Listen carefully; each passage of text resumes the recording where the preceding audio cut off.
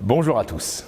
Aujourd'hui, nous faisons un tour du marché des solutions de lavage oculaire de premier secours pour comprendre leurs différences essentielles.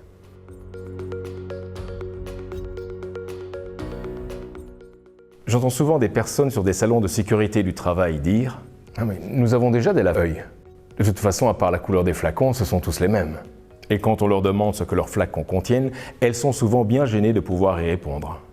Pour bien comprendre ce que votre rince-œil doit avoir comme propriété, nous devons d'abord comprendre le risque qu'il doit couvrir. Regardez.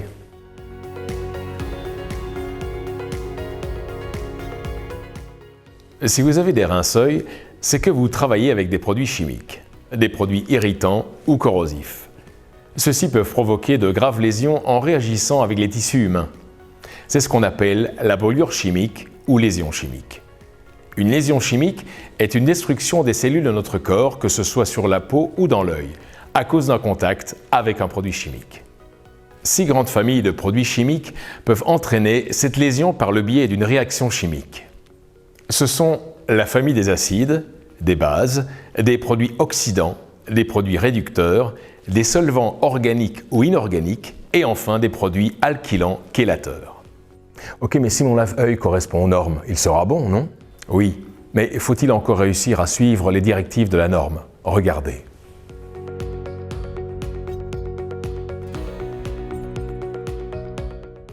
La norme EN 15154 décompose les dispositifs oculaires de premier secours en 2 familles. Les douches oculaires avec ou sans raccord à l'eau. Ces derniers sont donc les flacons rince-œil contenant une solution pouvant être différente de l'eau.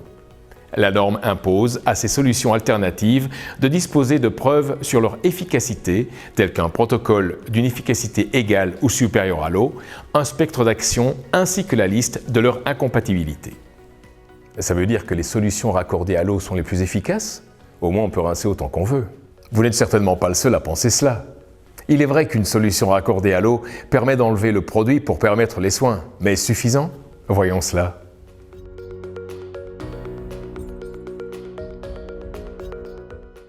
Les lave-œil à eau doivent avoir un débit de 6 litres d'eau par minute. La qualité de l'eau doit être celle d'une eau potable et sa température doit se situer entre 15 et 37 degrés. En plus, des tests hebdomadaires sont nécessaires pour vérifier le bon fonctionnement de l'installation et la qualité de l'eau qui pourrait souffrir de la présence de bactéries, de calcaire ou de rouille. Des dépôts peuvent en effet se former dans la tuyauterie et empêcher le bon fonctionnement du lave-œil. La qualité de l'eau est très souvent insuffisante et il arrive qu'un film de micro-organismes avec des bactéries ou légionnelles se forme dans les conduites.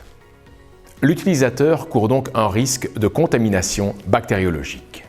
Pour respecter les préconisations de la norme, les lave-œil à eau doivent correspondre à un certain nombre de paramètres qui ne sont pas facilement applicables dans les entreprises. Oui, je comprends. Je suppose que beaucoup d'entreprises se tournent vers des solutions stériles.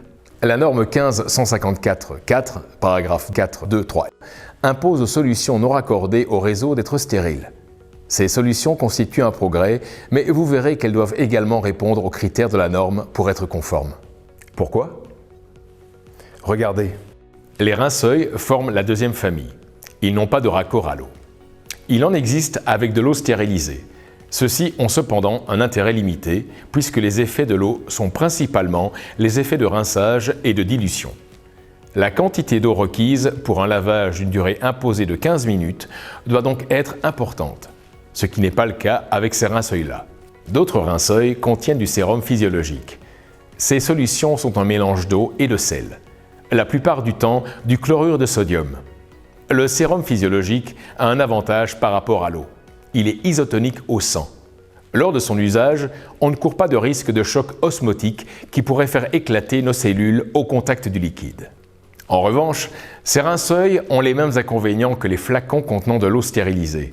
Leurs effets de rinçage et de dilution sont limités car la quantité de liquide est trop faible pour assurer les 15 minutes de lavage imposées par la norme. Tous les produits dont mon collègue parle se limitent à un effet mécanique. Ils rincent ou diluent le produit chimique, sans avoir un effet décontaminant. Et c'est nécessaire ? Bien sûr. Sinon, les particules du produit chimique pourraient continuer à agir à l'intérieur des tissus affectés et la lésion pourrait devenir plus importante. Et vous avez une solution pour ça?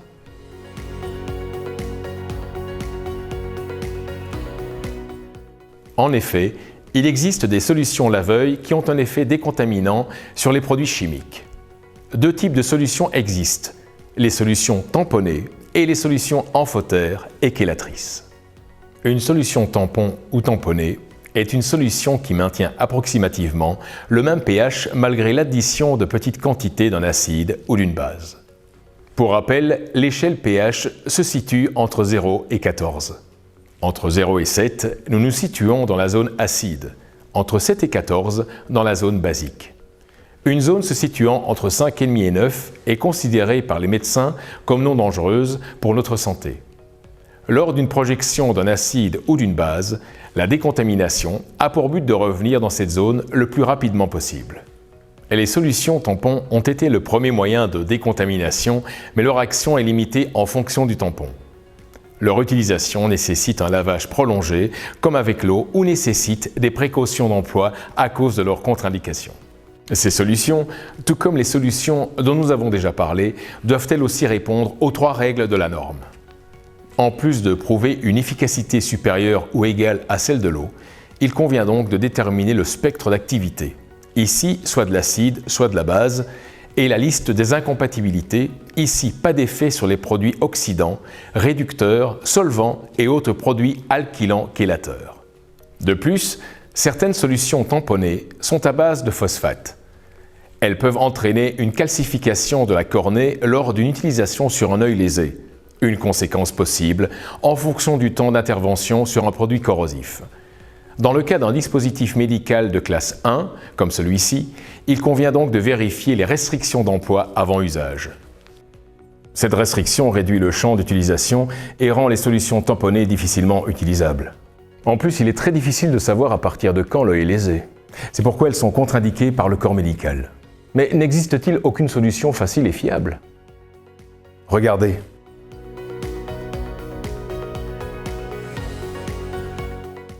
Enfin reste la solution amphotère et chélatrice. En plus d'avoir les effets mécaniques de tout liquide tels que l'effet de rinçage ou de dilution, cette solution stoppe la diffusion du produit chimique grâce à son hypertonicité. Elle stoppe également l'agressivité des 6 familles de produits chimiques entraînant la lésion chimique, elle est donc entièrement polyvalente. La solution diphtérine est un dispositif médical de classe 2A. Elle a prouvé sa performance et sa sécurité à travers son évaluation biologique dans le cadre de la norme ISO 10993. Elle est certifiée annuellement par un organisme notifié indépendant pour conserver son autorisation de vente. Ne présentant pas de caractère irritant, sensibilisant ou toxique en conformité avec la norme, son rinçage est donc beaucoup plus sûr.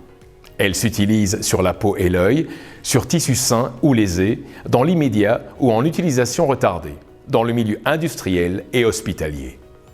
Ces conditionnements avantageux permettent d'ailleurs le rinçage oculaire ainsi que corporel. Vous avez donc un protocole unique dans le cas d'une projection chimique. Merci pour ces renseignements utiles. Si vous voulez plus d'informations sur la solution diphtérine, vous pouvez aller sur le site internet www.prevor.com ou nous contacter via courriel ou par téléphone. Notre équipe reste 100% à votre disposition. Merci et à bientôt.